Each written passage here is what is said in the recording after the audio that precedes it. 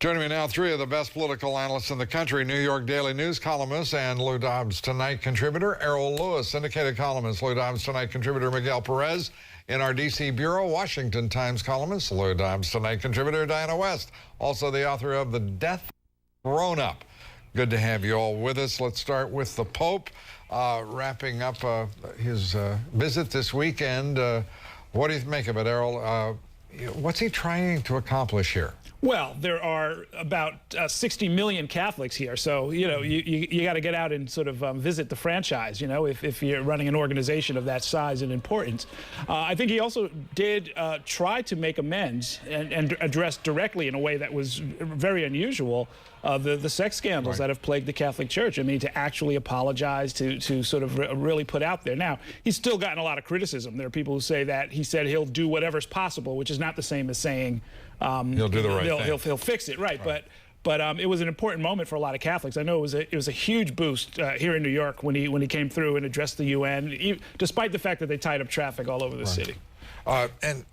And Miguel, here he is, I guess, in many ways insulting the country, talking about the need to be welcoming, taking up the issue of illegal immigration without any comparison to the rest of the world. Or what was your reaction? Well, on the subject of illegal immigration, you have to remember that a lot of Hispanics are Catholic, and he needs to approach that constituency, and that's what he was doing, basically saying, look, a lot of we need compassion, and the church has been preaching compassion for illegal immigrants for years. But another thing that does bother me about his comments is his attitude that American society or American television, the crime in our television should be somehow an excuse for the behavior of American priests.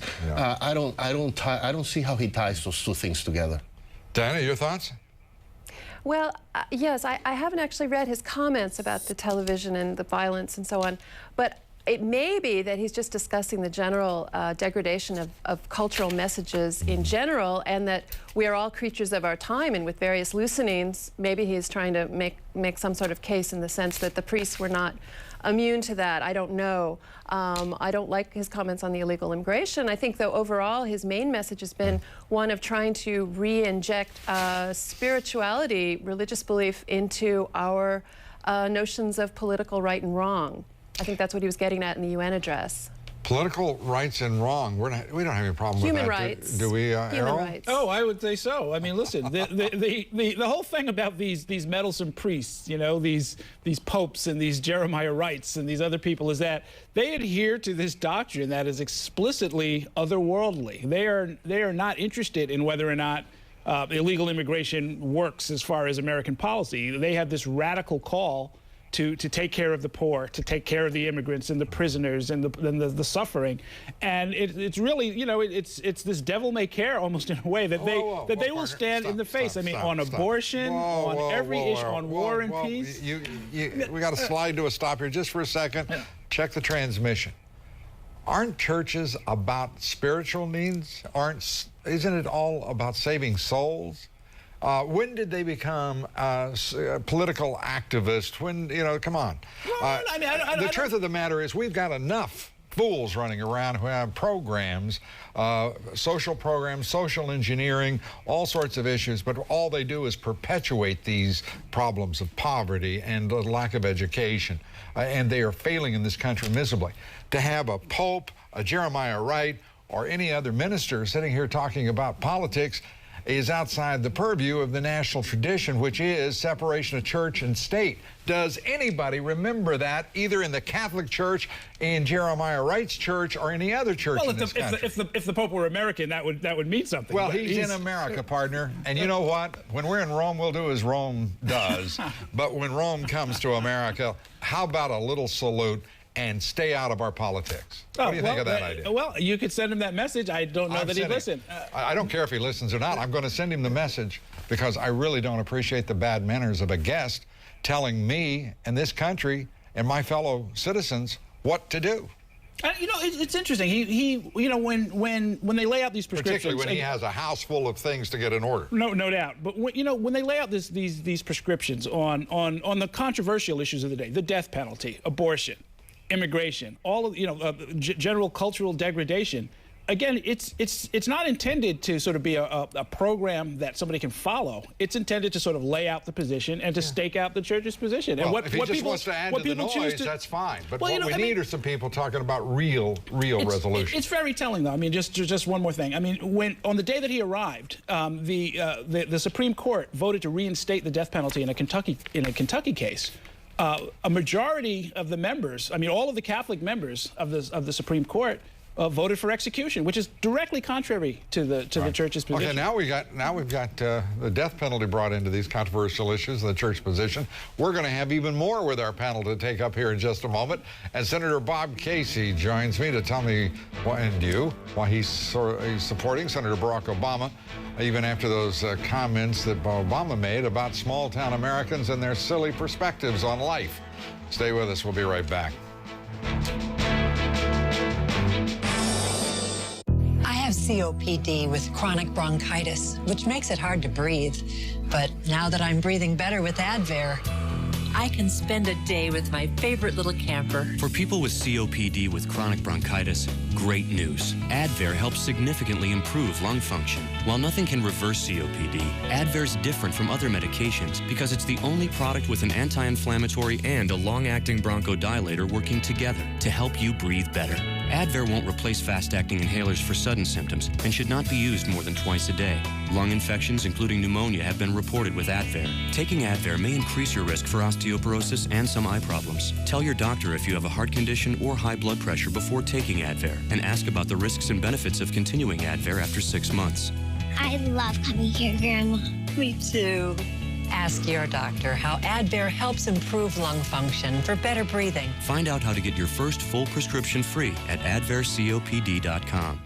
Paul! Oh, hey. Here for your mortgage. Actually, I'm using LendingTree instead. Oh, you are? Why? Well, they have banks competing, so their rates beat the national average. We've been your bank for years. You can't just walk away. Oh, I'm not. Since your bank is part of the LendingTree network, you can compete over me, too. What? And I want you to know, I'll be pulling for you. Good luck, buddy. Join the 20 million people who use LendingTree. When banks compete, you win. Attention diabetic patients with Medicare. If you're a diabetic and on Medicare, then you need to know about the newest methods in checking your blood glucose. You don't have to stab your fingers anymore. These new meters are easier to use and nearly painless. And the best news is the Diabetes Care Club will send you one of these new meters. I called, got my meter. Now my fingers don't hurt anymore. It's simple. Diabetes Care Club delivers your supplies right to your door for free. So call and find out why thousands of diabetic patients choose Diabetes Care Club. They work with your doctor and Medicare. They deliver the supplies you need directly to you without cost. They handle the paperwork. And they get you the testing supplies you need right in your home. Call now to get your meter and test with less pain. Call Diabetes Care Club at 1-800-492-4211. We're back with Errol Lewis, Miguel Perez, and Diana West. Let me say the Tuesday primary in Pennsylvania, absolutely pivotal. In point of fact, I believe, for both of these senators, don't you? Yes and no, Lou. Listen, nothing's really going to happen there. Whoever wins is going to win by a very small margin. Obama's still going to have a tremendous lead. And I think the writing is on the wall for Senator Clinton. Whoa. Let me ask something. What is this tremendous lead? It's 130 delegates. Neither one of these senators can reach. She still needs to win by humongous margin in every primary. It doesn't look like she's going to. It doesn't look like she's going to. It doesn't look like he's going to either. Yeah. Neither one of them can get to the threshold for nomination, can they? Yeah, but then it's up to the superdelegates to turn over the popular vote, and that is disaster for the Democratic Party. All right. What do you think? Well, there are about 250 uncommitted superdelegates, so even that pool is shrinking. Right. Obama's picked up about 80 since Super Tuesday. Senator Clinton's picked up, I think, maybe half a dozen. Well, our numbers actually, these, as you know, these all vary, but ours have Obama picking up 65, while she's actually lost net 3 during that period. Well, the sum of it, though, is that you know, even if you split the remaining uncommitted superdelegates down the middle, there's still win. right. So there's going to have to be some kind of leadership here. The chair. Luckily, you got Howard Dean and the Democratic Party to provide that. Aren't you imagining right now that Democrats all over the country are saying, golly, I'm glad Howard Dean's there for me. Well, he's certainly because he's only disenfranchised 2 states. He's 48 to go. He's trying to crack the whip, right? He's certainly pushing. I mean, whether he gets what he wants, which is a quick solution, remains to be seen. Diana?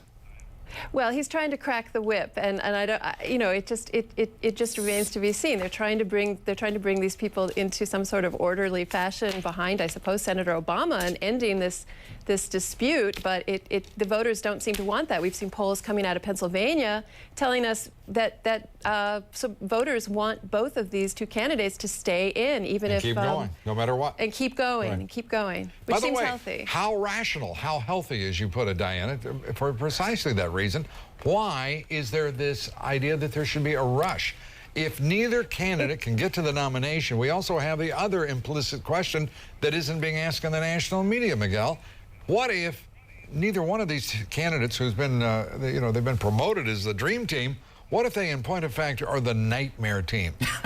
Well, look, and if they do team together in the end, one as vice president, I think it will be the nightmare team, because it will be so hypocritical of these 2 people who've been attacking for each other long to all of a sudden say, oh, now we're gonna sing Kumbaya together. You know, it's ridiculous. I think it's getting to the point now where we know that it's gonna be just one. Who's that nominee, do you think? We've got the primary coming up Tuesday. I think it's Obama's to lose right now. I think he's got it. I mean, frankly, in my opinion, I think Hillary should drop out. I think not only does Miguel... You do? Yes.